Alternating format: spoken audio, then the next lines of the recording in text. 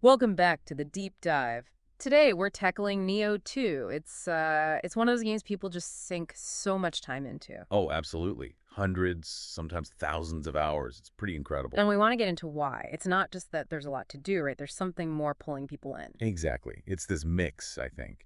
The combat is obviously huge, but also the way you build your character, the whole loot chase, and then, well, the end game challenges. So for you listening, we're aiming to kind of unpack those core things that keep players hooked without making it feel like, homework. Let's start with the combat then, Mm-hmm. because well, it's demanding. It really is not just button Yeah. mashing. You've got stances. You need to manage your stamina with the Kai pulse. Yokai abilities, burst counters for enemy big attacks, specific weapon skills. Mm-hmm. Even the enemy AI can be surprisingly smart. Uh-huh. And it's how they all fit together, isn't it? It's not just using one thing. Right, like using flux, Yeah. switching stances smoothly during a combo to get Kai back faster, that kind of thing. It takes practice. There's a really high skill ceiling. You feel like you can always get better, even way, way into the game. And that's the satisfaction, isn't it? Beating something tough because you got better, not just because your numbers went up. Yeah, That feeling of competence, getting in the zone. definitely. Okay, so combat mastery is one big hook. What about building your character? Yeah, the customization it's wild.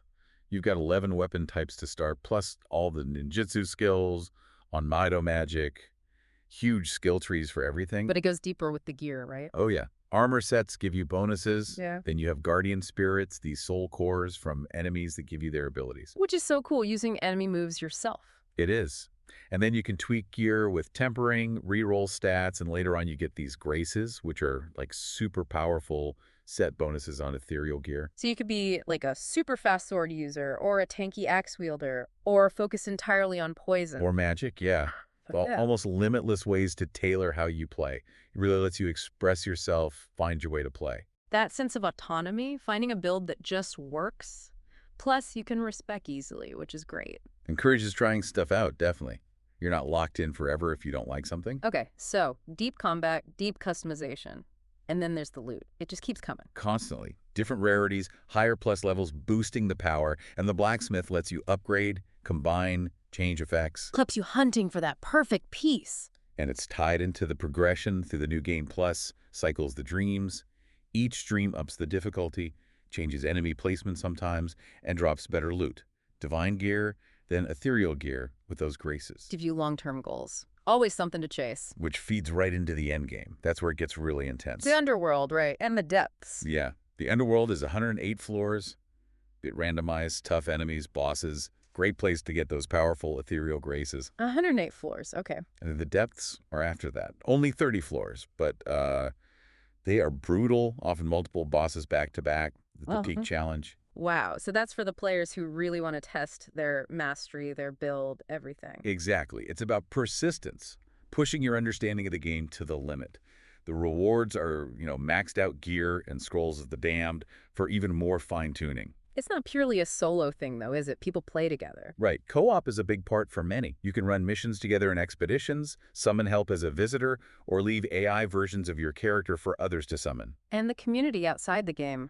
Build guides, forums. Huge. YouTube, Discord, Reddit. Tons of shared knowledge, strategy discussion, learning from others, sharing your own discoveries. That sense of connection matters too. So let's talk to someone who's maybe, say, 100 hours in. They get the basics, but maybe feel a bit stuck or overwhelmed by all this depth. What's your advice? Well, first, don't be afraid to experiment. Use those books of reincarnation. Try a weapon you haven't touched. Look into ninjutsu or Nioh if you haven't. Focus on how skills and effects synergize, like applying two different elements quickly causes confusion on enemies, which is really powerful. And dig deeper into the combat mechanics themselves. Definitely. Practice things like perfect Kai pulses, using flux consistently, weaving yokai abilities into your combos smoothly. Master the timing for different burst counters. The dojo is there for practice. What about the loot side? It can feel like a lot to manage. Don't stress too much about getting perfect divine gear right at the start of NG plus hat. Focus on getting functional set bonuses that help your playstyle. Pay attention to inheritable effects on gear, but don't spend all your resources soul matching constantly just to raise the plus level early on. Use tempering to get useful effects, but maybe save the rarest materials for later. So prioritize moving through the difficulties. Yeah, generally. And use the community. Look up build ideas for inspiration if you're stuck. Don't be afraid to summon help if a boss is really blocking you. Setting smaller goals could help too, right? Like, I'll beat this difficult mission, or I want to try and get that cool armor set. Absolutely. Master a specific boss, find all the Kodama in a region, complete some Twilight missions, celebrate the small wins. It keeps it engaging. Okay, so wrapping up.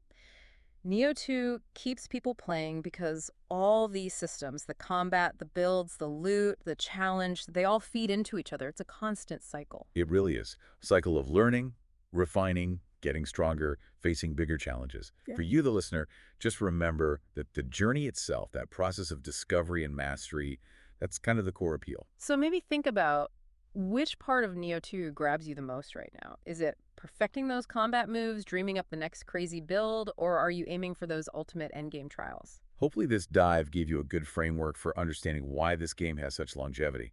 There's always more to explore, both in the game and with the community around it.